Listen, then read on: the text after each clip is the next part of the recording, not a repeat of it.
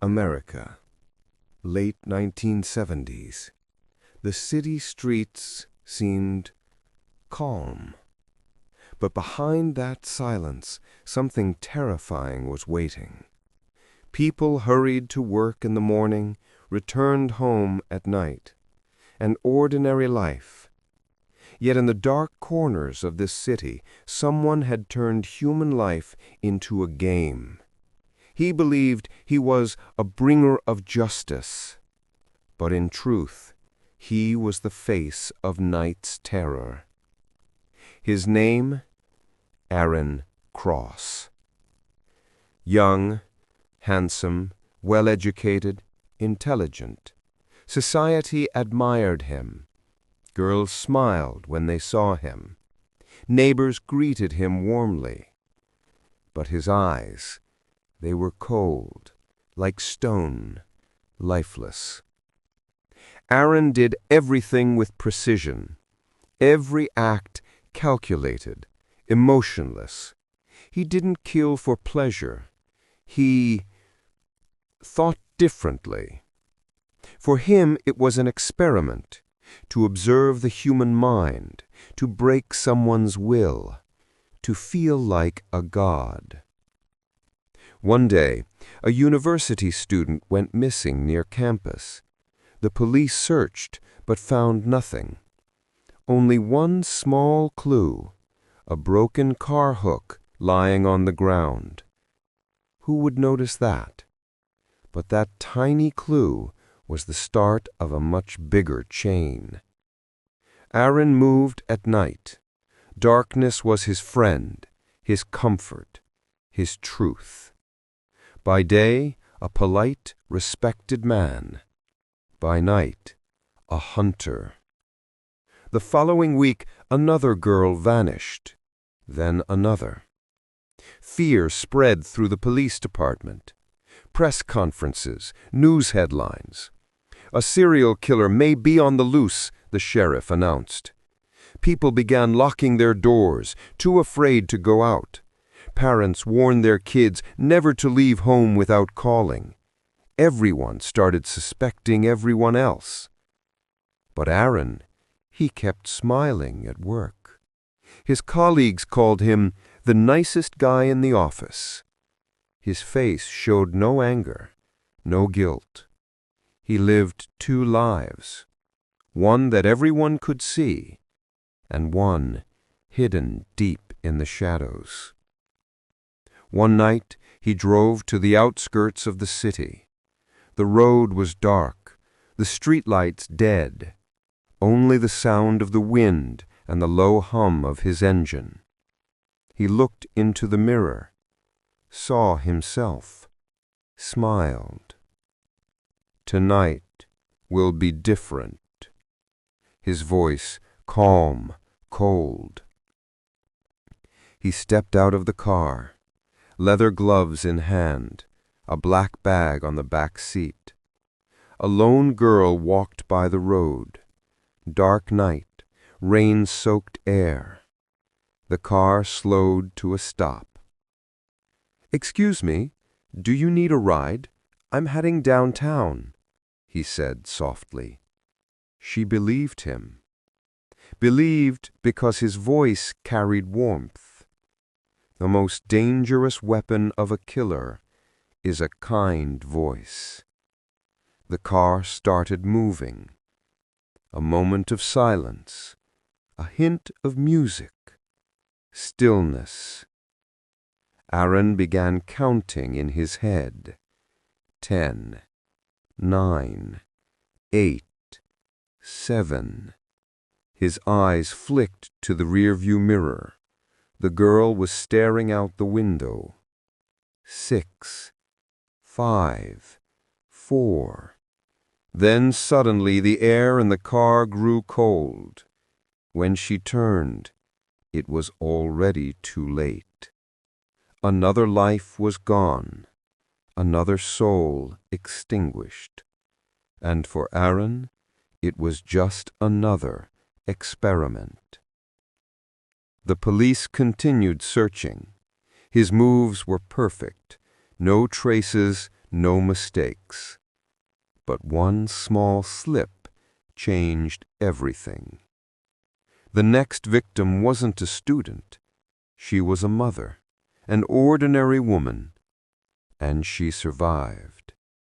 She lived, but could only remember one thing: a brown car, leather gloves, and a calm, chilling voice. When he talked to me, he barely breathed. His eyes, they weren't human, she said.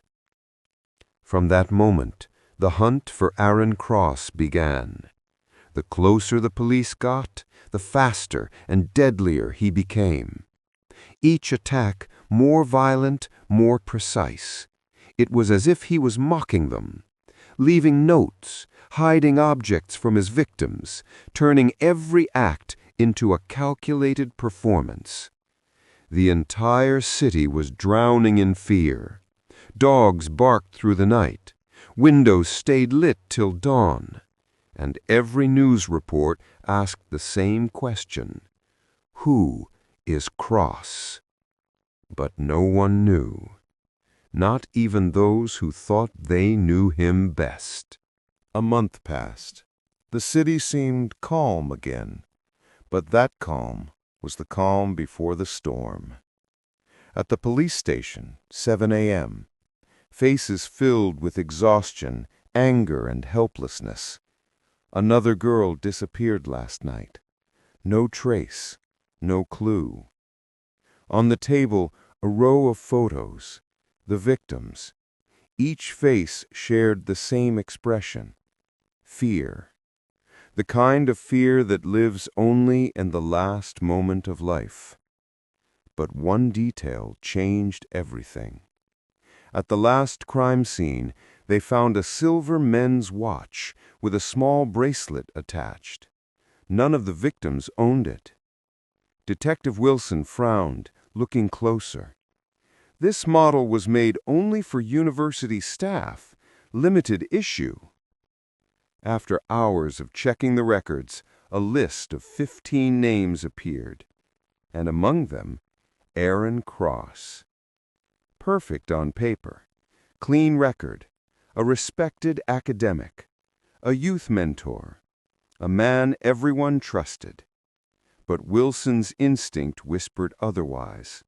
Sometimes it's not the evidence that solves a case. It's the feeling. They placed him under surveillance. Cameras, motion sensors, everything. But Cross was too careful, too quiet. Then one night, he moved, left the house, drove without headlights, slow, calm, straight toward the edge of the city. The team followed, silent as ghosts. He stopped deep in the woods. Darkness swallowed everything. Even the wind dared not breathe. Cross sat for a moment in his car, eyes closed, then opened the bag on the back seat. Inside, photographs, every victim, and under each picture, handwritten notes. She smiled. She trusted me. She looked into my eyes one last time. When the police closed in, Cross turned and smiled. That same cold, hollow smile. He didn't resist, didn't fight, just watched them. In the interrogation room, light burned too bright. He sat calmly, hands cuffed, yet his face showed no fear. Detective, why did you do it?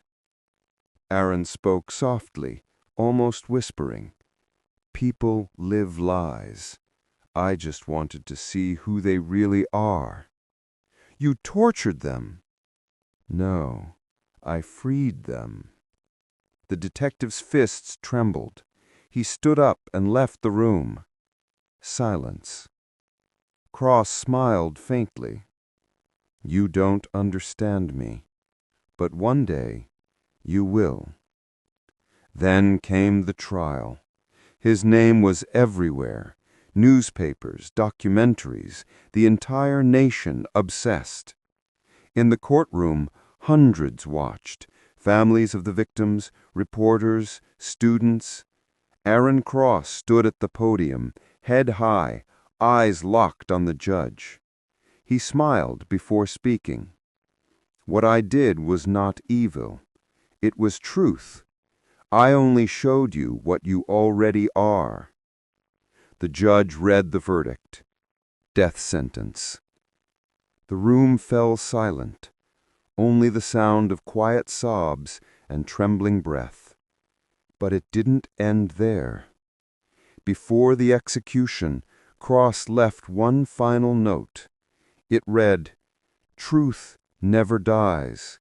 It only changes its shape." That same night, the prison lights flickered. A short circuit. Total darkness for 7 seconds. No one ever forgot that moment. And even now, some say that on certain nights the streetlights still blink for a second, and a faint beam of headlights glows in the distance. An old brown car, a figure inside, watching, waiting. No one has ever seen his face.